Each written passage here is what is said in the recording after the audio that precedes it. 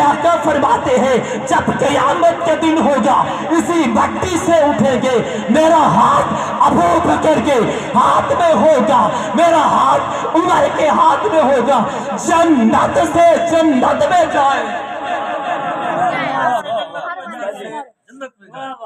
اللہ کہتے ہیں ابو بکر سے محبت کرنے والا بولے جنت سے جنت میں جائیں گے، جنت سے جنت میں جائیں گے۔ بابا وہ کون سی جنت ہے؟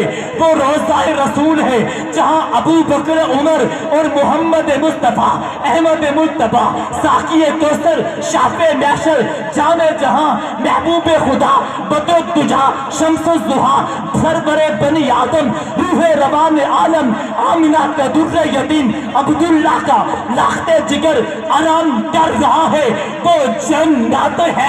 اسی جنت سے میرے آقا فرماتے ہیں ہم تینوں جنت ہی میں جائیں۔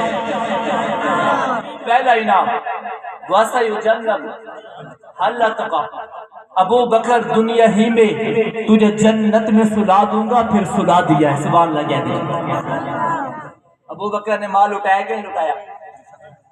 پھر فرمایا وَلَا سَوْفَ يَرْضَى، ابو بکر ہم آپ کو راضی کریں گے، سبحان اللہ۔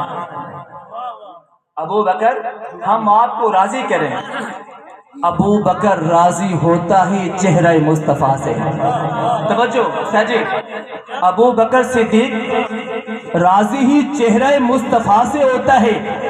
اللہ نے فوراً کہہ دیا وَالضُّحَىٰ وَلَسَوْفَ يَرْضَىٰ، پھر کہہ دیا وَالضُّحَىٰ، اس لیے کہ اللہ جانتے ہیں ابو بکر راضی تب ہوگا جب پیغمبر کا دیدار ہوگا۔ ابو بکر پریشان نہ ہو، تجھے راضی کروں گا، پیغمبر کے چہرے سے کروں گا، آنکھیں تیری ہوگی، دیدار مصطفیٰ کا ہوگا، آنکھیں تیری ہوگی، پیغمبر کا چہرہ ہوگا، یوں نئی دیدار کرواؤں گا۔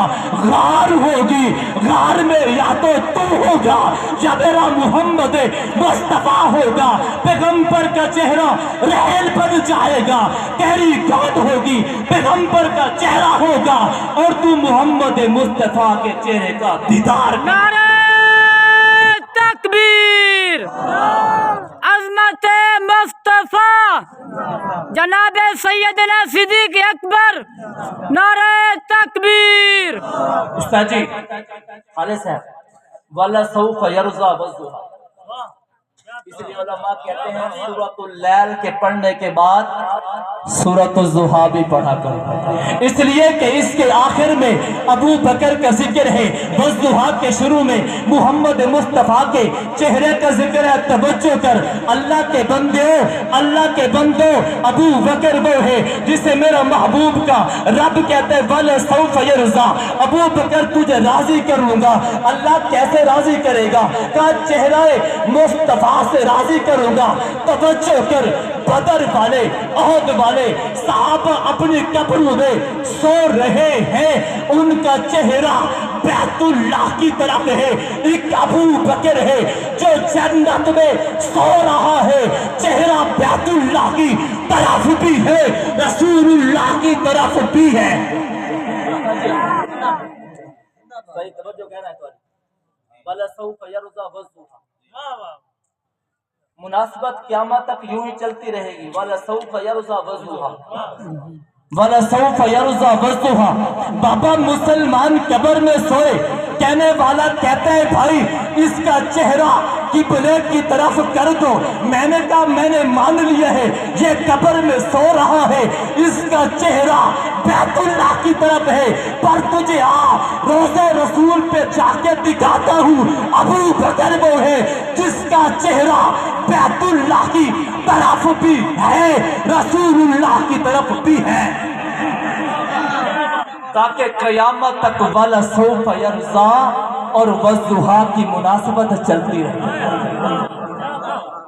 استاد جی توجہ فرمائیں، صحابہ کہتے ہیں ہم نے لحد بنائی، لحد بنانے کے بعد ابو بکر رضی اللہ تعالیٰ عنہ کا سر مبارک آقا دو جہاں صلی اللہ علیہ وسلم کے کندھوں کے برابر کر دیا ہے، اور سلایا دائیں طرف ہے یا بائیں طرف ہے؟ استاد جی بائیں طرف ہے. حضرت ابو بکر صدیق رضی اللہ تعالیٰ عنہ حضور کے دائیں طرف سوئے ہیں یا بائیں طرف؟ سب کہہ دو، سب کہہ دو، سب کہہ دو. بائیں طرف. سوال یہ ہے دل دائیں طرف ہے یا بائیں طرف ہے؟ دل دائیں طرف ہے یا بائیں طرف ہے؟ جس کا دائیں طرف ہے وہ ہاتھ کھڑا کرے بھی میرا دائیں طرف ہے. بولو بھائی، دل دائیں طرف ہوتا ہے یا بائیں طرف ہوتا ہے؟ جا روزے میں جا کے دیکھ، ارے بابا ابو بکر نبی کریم صلی اللہ علیہ وسلم کے دل کے قریب سو رہے ہیں. دنیا میں بھی دل کے قریب تھے، آج بھی روزے میں دل کے قریب ہیں، جنت میں بھی دل کے قریب جو ہوگا اسی کو ابو بکر کہتے ہیں. دنیا میں بھی دل کے قریب. جی والا سوف یرزا وضحا، دنیا میں بھی دل کے قریب، روزے میں بھی دل کے قریب، جنت میں بھی دل کے قریب.